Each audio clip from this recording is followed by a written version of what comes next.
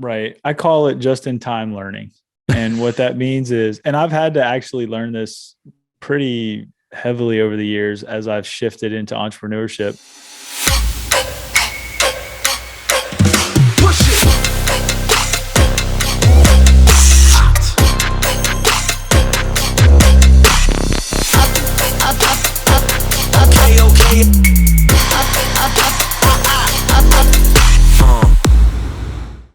I used to come at any sort of new content as let me learn that and add that to my repertoire of knowledge, like let me just consume that because one day I might have to use that and then I'll know how to do it. Exactly. That's totally not how it works. How it works is you create a need to know something and then you got to go know it and then you got to go do it. And so you don't need to know it unless you are going to execute on it. And so if you don't execute on what you know, then actually you forget it and you got to relearn it. So you're actually having to learn it twice, which is very inefficient. And so just in time learning is like, I need to know this and I'm going to learn it right now and I'm going to do it. And then I'm going to move on to the next thing. Yeah. That sounds fairly similar to Chloe Weaver's talk about, like you just got to learn, like, take a job and you got to learn it like just in time. Like, I can do that. I can 100% do that. And I am happy to be here.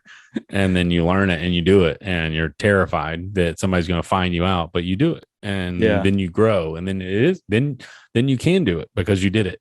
Yeah. And that's the imposter syndrome that a lot of people have, right? It's like, you probably can do it, but you're scared because you've never done it. So you kind of say like, I can do that. And then you're like, ooh, they're going to find me out. Okay. Final 4 things. Dang, 4 I know we've got to get through 9 of these things. All right, we might not get through all of them. We might not. The next one is systems.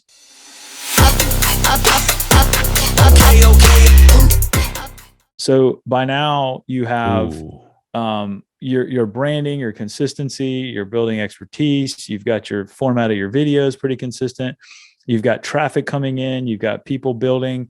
Now you've got a lot of momentum where you're trying to either nail down and get efficient on how you're doing all this. So like you said, you're starting to do batches. You have outsourced people that, maybe you have a graphic designer doing your thumbnails. Maybe you have, some people editing for you.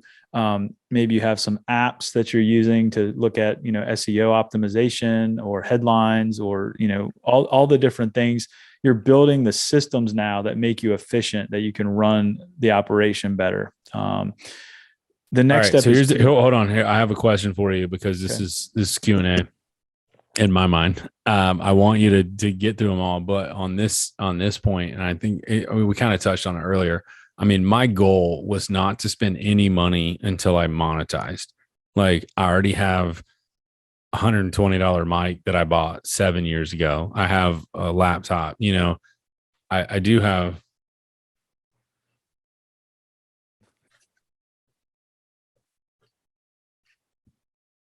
whatever this thing is. Oh yeah. The ring light. Yeah. That'll make you look better. What do you mean? I'm beautiful. Dude, you're like, but all I'm saying is I bought that I bought that 2 years ago and it's been in the box. Like, we'll bust that out. We'll teach you. Do you do that? Like I buy things and it was like, oh, like people are like, oh, this is better.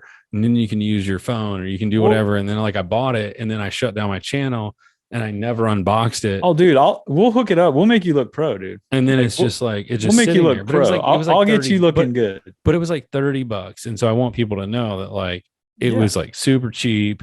And as I was growing, I'm not apologizing. I'm just saying, as I was growing, I was like, okay, I'll spend $30 because this is going to make it better. And then I shut it down and then I've never opened it. I have no idea what it looks like. But as you're growing a channel, you're like, okay, like I'm going to make these incremental gains, but it's not like I'm going to throw 5 or 10 grand at this. It's like, okay, like, cause I've heard that people do go to Fiverr, they'll make thumbnails. They'll like, because now you can make more content and it's, or you can change more diapers for me or, whatever. Well, there's one of the YouTubers I follow, Sarah Dici, rhymes with Peachy. She just came out with a video the other day that was really interesting on this new product. I'm trying to remember the name of it. It's called like Luminaire Neo or something, but basically it's one of these AI tools for photographers. Okay. And she literally sat there and just took like dozens of pictures of herself on a blank background, making facial expressions. And then this software just cuts you out like automatically and makes it so it's a transparent background. And then when she makes her YouTube videos, she just picks the expression that matches the headline of her face and just drops it in. And so it's like, and she can iterate through like thousands of them because the software can just buzz through them. And it's amazing. So yes, there are plenty of tips and tricks, but even the pros like Sarah are finding ways to continuously optimize and do things faster and easier and things like that.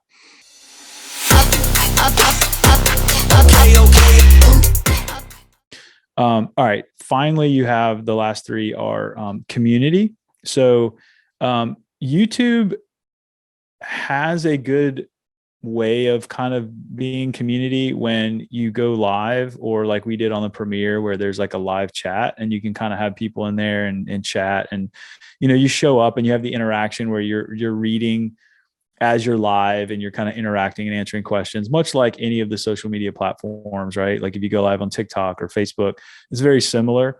But if you don't have that and you're just posting the video and there's no kind of live interaction happening, then you need something like a Discord or a Facebook group or an app or something where you can start gathering your audience together to communicate with. And they have to be able to communicate together with each other and with you, right? So you're kind of just leading the charge, but they're all getting together and building value amongst themselves in a community. So that's a big step.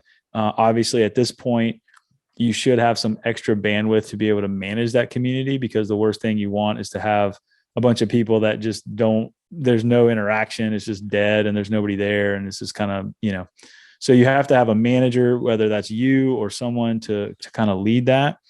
And depending on when you build community, you could already have like community managers that are really good at that like doing that. They just do it naturally in your community, that are very outgoing and talkative and have the time and want to do it. But otherwise you'd have to, do it yourself or hire somebody.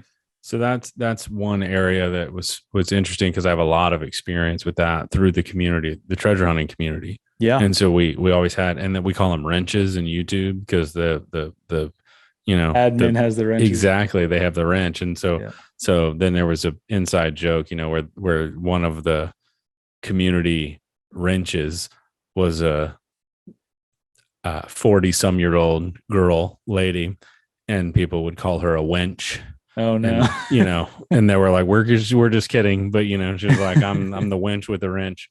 But I mean, you can start building community. You can build community at any time. Like you can start that right now, but if 5 people are watching your video, it's kind of hard, right? Well, that's going to be what's really interesting is with a pivot and because I'm still finding the voice, and it's like, it's interesting as you're talking, because I'm thinking, and I don't know if I should say this out loud and how this will be edited. Maybe you'll just delete all this, but it's like, I mean, part of it is I really like the politics and certain conversations, but I also have, a certain expertise with an accounting, a higher degree in accounting and the economics, and we're going into a recession and those kinds of things. Yeah. And so that's really fascinating to me.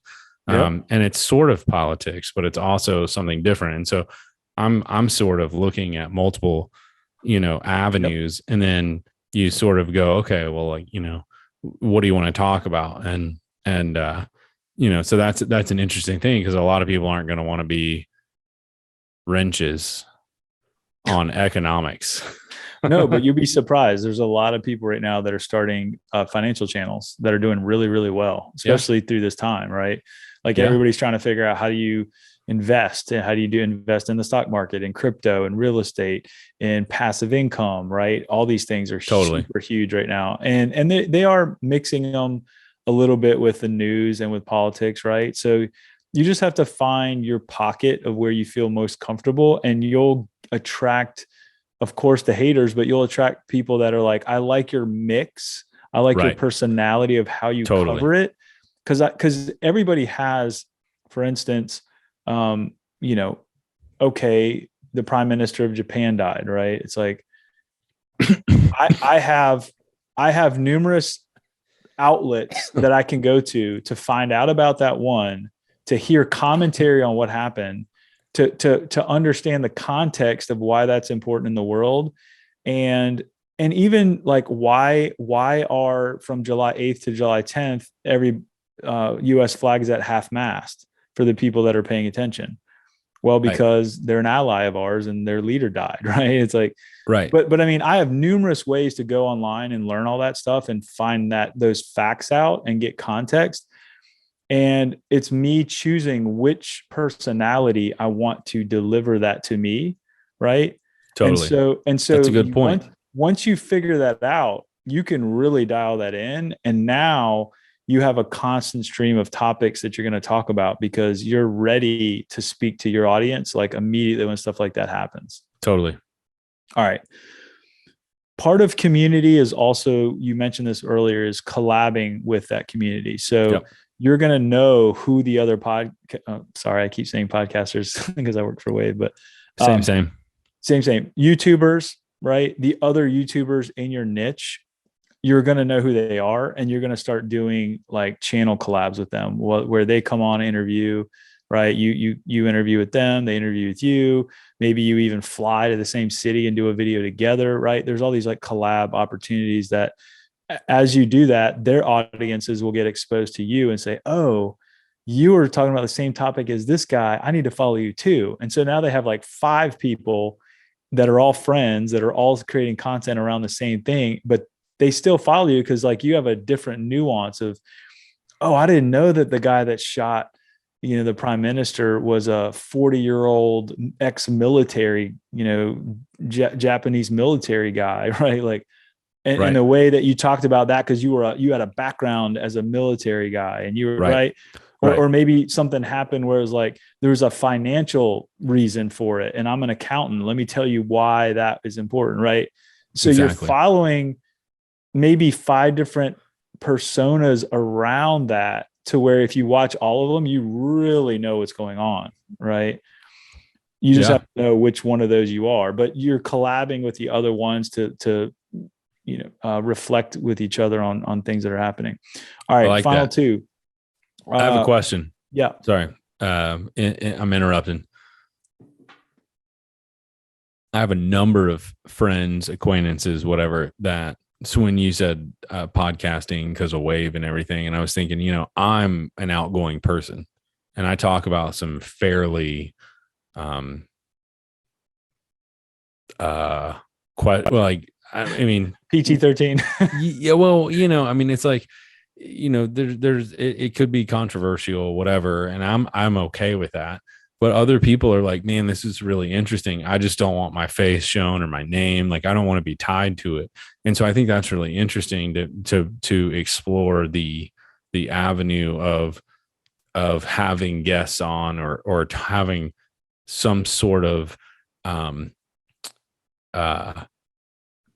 you know, conversation with someone where they're not on camera, they're not, you know, change the name, you know, it's some sort of pseudonym, a ghostwriter. I've seen that. Have you seen it? Because that was my question. I've seen where I was going with that. I haven't seen it. It's a little weird. It's a little weird. Like, is it? Because I'm just talking about somebody that voted for Trump. Well, I was just watching a video today where somebody said, this trumps something, and then she was like, oh, I don't want to even use that word. Like, that's how sensitive people are. That's so crazy to me. So I guess what I'm trying to say is, you will find your level of audience, right? Like let's say that you are speaking on, well, I'll give you an example. Gary Vee cusses a lot. Okay. But he's trying to reach a mainstream audience, right? Like, but there's a ceiling to how far he can go with just cussing up a storm on every video. So he's either got to have really good editors that edit out all the cussing and push that content to a more public place, or he needs to have some self-discipline and learn how to not cuss, right? Yeah. But he has gone on video many times saying like, F that, like, I don't care, like, this is who I am. And so he's okay with that. Like, he's okay with leaving, he calls it leaving money on the table and just being himself. Sure. And so as long as you're okay, just like, hey, I'm going to own who I am. And if that means it's going to miss a whole section of people that would like what I'm saying, but because I'm saying it in a certain way, they don't like me, I'm okay with them not being a part of the channel and the community. Like, that's fine. Like, you're going to find your people, and that's who you're speaking to.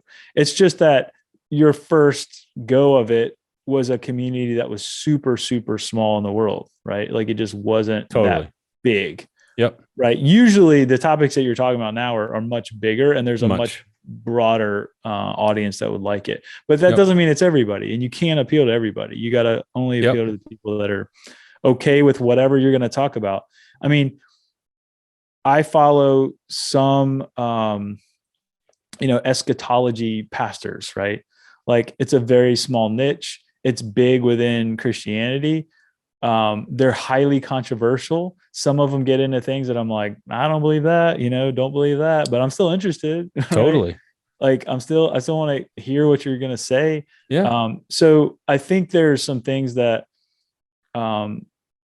yes, you got to be sensitive, but I think what it's more about is like, up front, just decide what is game and what is not game. And then find other guests and other collaborators that are also share the same values and same rules. For instance, some people never talk about their kids or their wife or their family. Like, they just don't. Other people, they flaunt it. Look at how hot my wife is. Like, they're always on, right? Yeah. Or they're like, I'll never talk about how much money I make, or I'll never talk about my faith, right? Or I'll never talk about politics, right? Or I'll never talk about whatever. They have rules and they just stick to those. Those are like, hey, I just don't, that's not what I talk about. Like, on my channels, I don't like cussing. Like, I just don't, I want to keep it clean. Right. Right. And so I build trust with my audience, where if I have somebody on that cusses, that's fine. Be yourself. But I'm going to edit out those and beep those out. And so anybody that watches my stuff will know that, like, hey, Jeff will clean it up right afterward. Yeah. I mean, I'll probably talk a lot about how hot my wife thinks I am. It's probably how that's going to work out, because somebody needs to think I'm hot. So I'll just make up that is the case, and I'll talk about it a lot. as he sits up in his chair. Yeah. Have you seen this dad bod lately? All right. No, I mean, that's good. That's good to know. Cause it's, when you get into political stuff, there's big lines, or religious stuff. There's big lines that people draw, and they're just like, whoa, like, not willing to cross that or whatever. And I'm much more open to, like you said, like, I don't know that I believe that, but I will listen, or I will learn, or whatever. I'm much more open than other people. Like, I don't really want my face, name, and likeness associated with that. Right. For whatever reason. Well, and it stinks, because you're like, oh man, we had a really good conversation. I'd love to put that on YouTube, or I'd love to have a podcast of that. And they're just like, no. And I'm like, really? Like, you'd be great. And they're like, yeah. Well, so, I mean, look at what Pink just did. She just told Oliver, the Roe versus Wade thing. Yeah. If you're anti-abortion, don't effing listen to my music. Right. Right. Ever. Like, and the backlash was strong. It was like, great. I didn't listen to it anyway. So we're like, whatever. Yeah. But I mean, that was unneeded, right? Like, she's a musician. She makes music. Like, it's unneeded for a lot of musicians to get into politics, because that's not what their expertise is, or that's not what they're known for. But that doesn't mean you can't still be yourself. And so she chose, hey, I'm going to just be myself, and I'm going to cross that line that most musicians don't cross. And I'm going to be political, and I'm going to draw the line in the sand. And it's okay if I lose a ton of audience. I just checked my iTunes. I don't have any Pink. Sorry, Pink. Ooh, burn, pink slide. I would have her on the show. I mean, I'd listen I'm not to afraid, her. dude. I'll talk to anybody. I ain't scared. I'll talk to, yeah, I'm good. I'll talk to whoever.